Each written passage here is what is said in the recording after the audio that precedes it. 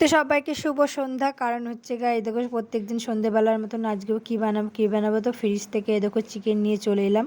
এটা একদিন মাংস হয়েছিল, সেখান থেকে সলিড পিস কিছুটা আমি কেটে রেখে দিয়েছিলাম এই দেখো ছোটো ছোটো করে।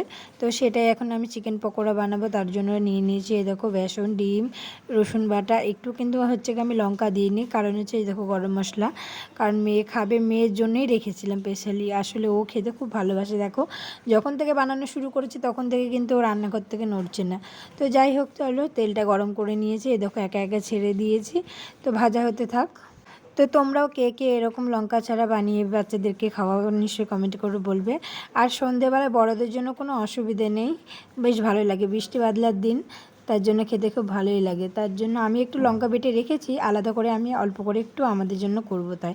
তো এই দেখো ছাক ভেজে রেখে দিলাম আমি, কালারগুলো দেখো বেশ মচমচে হয়েছিল কিন্তু। তো মেয়েরা ধৈর্য সহ্য সহে নাই, দেখো তুলে খাওয়া শুরু করে দিয়েছে। তো আমি বললাম চারটে তোর দাদুকে দিয়ে আয়গা, তো দাদুকে দিয়ে আসতে গেছে, ও দাদুকেও দিয়ে এলো, ওর পাপাকেও দিয়ে এসছে, তারপর আমি নিয়ে চলে এলাম দেখো। কারণ মা হচ্ছে চিকেন পকোড়া খায় না, মানে চিকেনের কোনো জিনিসই খায় না, তার জন্য আমরা দুজন মা মেয়েতে খেয়ে নিচ্ছিলাম।